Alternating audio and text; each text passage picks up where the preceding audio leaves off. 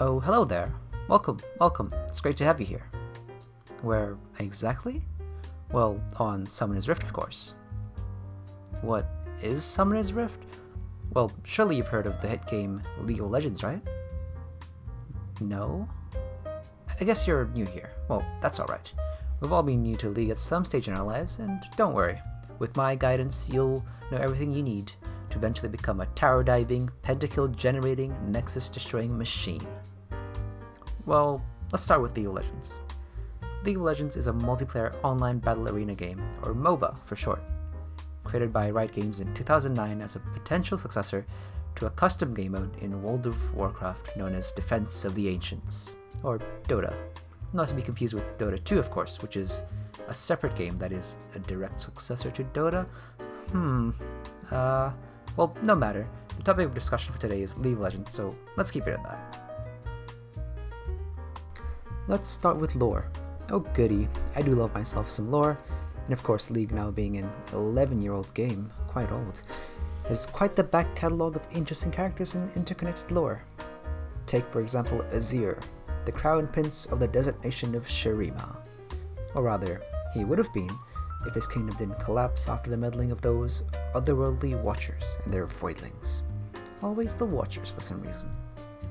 Also, did I forget to say that Azir is now a bird person, called an Ascendant, created from the ancient ritual in Shurima that gives mortals immense power from the sun in exchange for making them anthropomorphic animals? Now that's what I call solar power. Shurima will once again stretch to the horizon.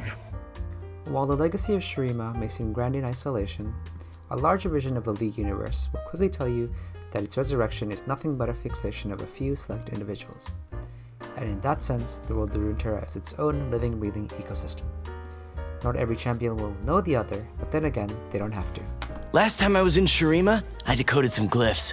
Something about, jackal head, end of times, the usual. I just wanted this ruby scarab. It looked great on my mantle. Now, this is getting all quite convoluted. Maybe you're more of a simpler type.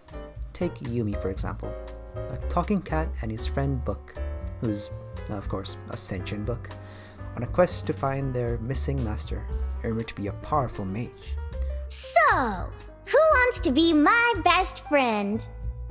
Book, I know you're already my best friend.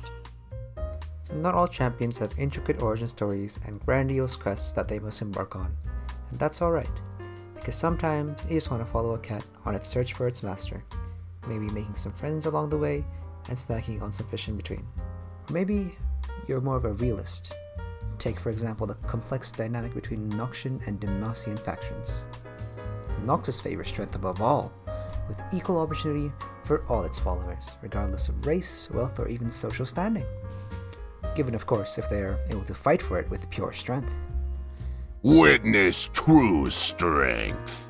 Demacia, on the other hand, is more of a self-righteous governing body. Entrenched in ideals of its past, there is stability in the kingdom, and although social hierarchy does exist, the strong hold responsibility to protect the weak. Unless, of course, you're a mage, because mages are just innately evil according to Demacian doctrine. But of course, I wouldn't blame them, given that magic has almost annihilated Runeterra many times in the past. My heart and sword always for Demacia. Although they do hate magic, there is a bit of leniency, given that you are someone of a high ranking, perhaps maybe let's say Lux of course, or you're the living magic-powered patricide statue defending Demacia. Very strange how they let that one through. While it's easy to point fingers and call out one for doing more harm than the other, we must keep in mind that the followers of each faction truly believe that they're doing the right thing. For Noxians, the concentration of power among a select few with royal blood is unthinkable, and they truly believe that by giving power to those who are strong, they are distributing it fairly to those who are best able to lead. And in the case of Demacians, they see Noxian rule as a barbaric practice, creating civil unrest and unfairly discriminating against the weak. The intricacy here, almost as if it reflects the nuance of real-world ideals. Very strange indeed.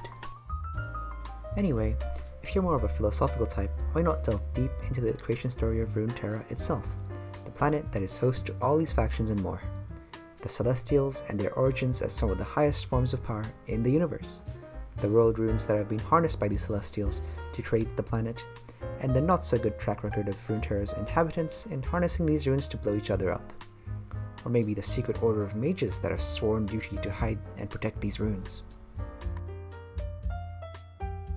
While it's quite easy to get lost in the big plot lines and flashy powers, the design of the characters in League is very much deliberate.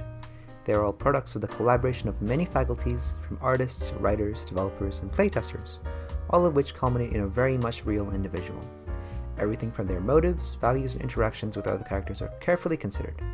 Just as in real life we are influenced by our experiences and interactions, these characters of Runeterra portray these influences by their voice lines and interactions.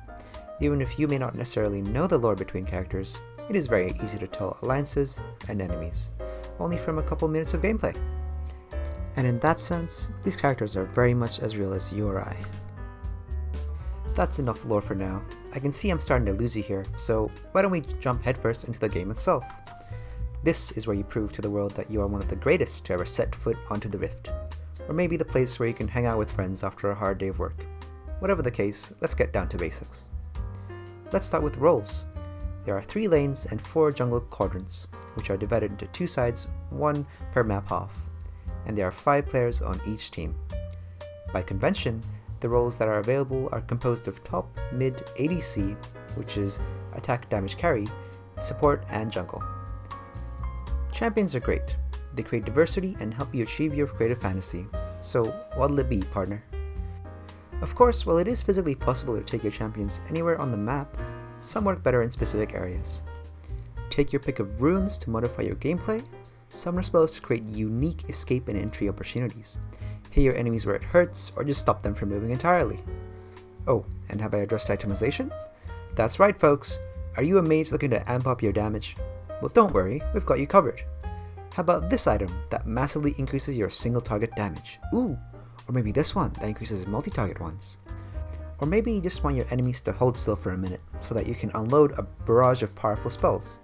Only the worthy will survive. Uh-oh, is that an assassin on the loose? Or maybe we'll scrap that and go for this one that makes you temporarily invulnerable. And we haven't even gotten in game yet. Do not deny me. So maybe let's do that first. The premise is quite simple actually. Each role is allocated a section of the map. The top lane belongs to the players in the top role, the mid lane to the players in the mid role, the bot lane is shared between ADCs and supports, and the jungle belongs to the jungler. And here come some of the most important players of this bout. Or should I say, non-players. That's right, it's lane minions. Kill these to get gold and buy item components, and eventually full items to power up your champions.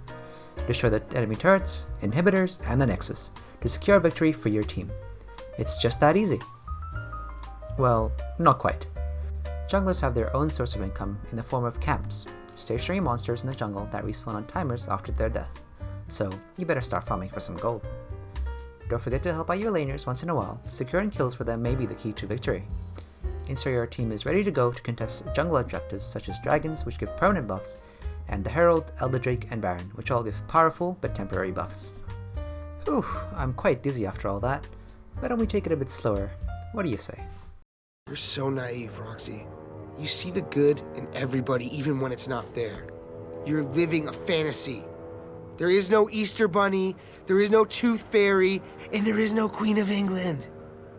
This is the real world, and you need to wake up!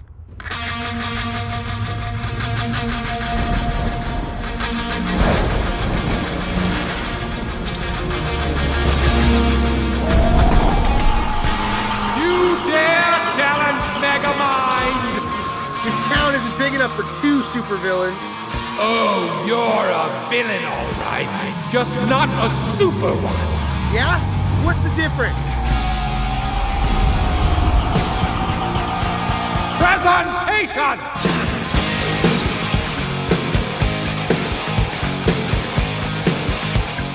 That's right, baby. We're talking about monetization. While Runeterra may run on the power of the world runes, League of Legends runs on the power of client-server relations. And its field of choice? Well, that's cold hard cash, of course. Riot Games pumps out skins and themed events like its future depends on it, and realistically, it does. So let's see how its economy works. Skins are tiered based on the quality of its content and priced accordingly. If there's a skin that you want, you can buy it upfront, excluding discontinued or legacy skins of course. Although gacha as a mechanic does exist in League, it's not to the extent of other free-to-play games, and in that sense, League does have a uniquely unbiased market. The business model of League of Legends specifically gives freedom to the control of the consumer. If you want a skin, then there's no luck involved, you can just straight up buy it. No money? No problem. Get free keys and crates for playing, and unbox random skin shards. Disenchant the ones you don't like for currency, and use it to permanently own any skin of a shard you have. Or just combine 3 shards to get one completely random permanent skin.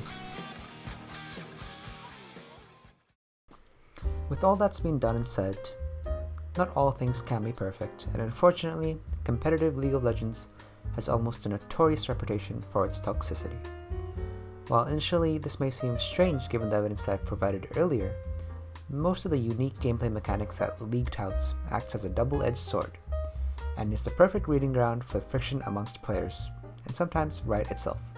It's no surprise that with Riot's current pool of 157 champions, balance is something that is oftentimes very difficult to obtain. With disparities in effectiveness amongst different ranks, oftentimes champions that are broken in pro play seem underwhelming in casual games, and broken picks in casual are almost never seen in pro play. So oftentimes, balances in the kits of champions are made based on numbers in high levels of play, which leaves room for skill expression so that no single player can climb the ladder based on their champion alone, forcing them to develop better mechanics and macro play. If it's good enough for the pros, then it's good enough for the masses. But occasionally, things go wrong. Maybe a champion becomes too weak, or maybe certain ones become too strong.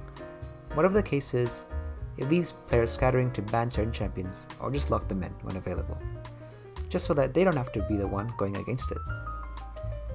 This constant cat and mouse game in League leads to the development of metas that define which champions are viable and which ones are not. Which is not to say that it's entirely impossible to win with certain champions, but rather it becomes significantly harder to do so. I believe League personality Tyler 1 adequately reflects this frustration among players, in now one of his most well-known clips on Twitch. Did they actually buff Cannon? Are they stupid? So instead of just being resistant to magic damage, they made it 70% both. They actually buffed Banner. Are they... Buff Banner, nerf 80 carry? Are you stupid? What are they doing? It's trash game.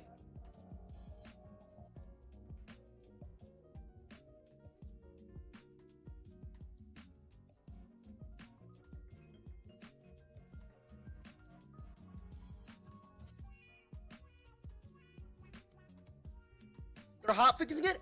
Nice! How did it even make it in live? How? Sweet, guys! They're hotfixing it! Cool! That's awesome and all. How did it even make it to live servers? How? How did they think that was okay to even put it in the game? I'm so sick of this fucking company. They're trash! Fix the game! It sucks playing the shit! And I'm fucking addicted! So I can't quit! I'm so sick of this shit! I'm done! I'm done streaming! I cannot stream this game anymore! While friction amongst the Riot games is quite difficult, friction amongst players is an entirely different beast, and new players are almost always at the forefront of toxic experiences. Perhaps due to the age of the game, there are certain expectations amongst veterans in common courtesy that is often unknown to newer players. Concepts such as leashing, whereby either the bot side or the top side players assist in taking down the first camp of the game. Immediately leaving a lane after a lane invade or gank to ensure minimal XP is shared, as not to disadvantage solo laners, and many more. While it is true that such courtesy may exist in other competitive games, the extent to which these small mistakes affect the overall outcome of the game is minimal. To understand this, you must first understand that League is a cumulative game. Every misplay, every death, increases the difficulty of the game exponentially, as perhaps that one death led to your opponent obtaining an item before you, thus allowing them to kill you a second, third, or fourth time more easily, and even allowing them to snowball that lead into other lanes. Add to that a text-based team and game chat, and it's almost certainly bound to generate some less than acceptable comments. Of course, Riot does try to combat this behavior with the report function, but the impact of these words have already done their damage by the time these players are banned. Not to mention the thriving market of account selling, which allows these toxic players back onto the ranked Rift ladder from as little as $5 to $7 Australian dollars. As a final analysis on the nature of League of Legends and its toxicity issues, it is helpful to consider how games act as an extension of us as people. While in social games such as VR chat, humanizing characters is at the forefront of its experience, allowing players to communicate and interact with each other in a more wholesome environment. Competitive games are often lacking in these aspects, often due to it not fitting the game mechanics, or maybe due to a lack of precedent for these things. Whatever the case may be, it leads to the cultivation of poor communication among players. To further prove this point, Riot Games will be dropping support for game chat in the upcoming patch, perhaps to discourage toxic behavior. As a personal anecdote, I'd like to share my experience with the League of Legends Clash event, a tournament-style game mode where you compete with your team to make it to the top of the ladder for prize rewards such as skin shards, player icons, and more. It can be argued that these games hold more significance than any single ranked game, due to it requiring an entry fee and being a monthly occurrence. Note that tickets can be bought through real-world currency, or just in-game currency, which is free. But what I found particularly interesting is when I've played as a free agent, whereby any team lacking members are able to freely invite me onto their team to make a full roster. Oftentimes, these ragtag groups will have their own Discord server with voice chats, and overall, these are a more pleasant experience than the slugfest of ranked solo queue. Communication allows us to quickly attempt to address potential problems for late game and coordinate strategic advance to our objectives. While we won't always win, I feel that there are significantly less toxicity during these events, as we grow a stronger bond than just that one Samira player who died in level 3 in lane. For all games going forward, I believe it is of utmost importance that players are more humanized in-game to ensure that toxicity does not fester in the same way as in League of Legends. A beautiful game in theory, but not so much in practice. While voice chats may not be the be-all and end-all to stopping toxicity in games, other methods must be kept in mind for the development of multiplayer experiences. With that being said, I don't see myself stopping from playing League of Legends anytime soon. As in the words of Tyler 1, I can't quit because I'm f***ing addicted.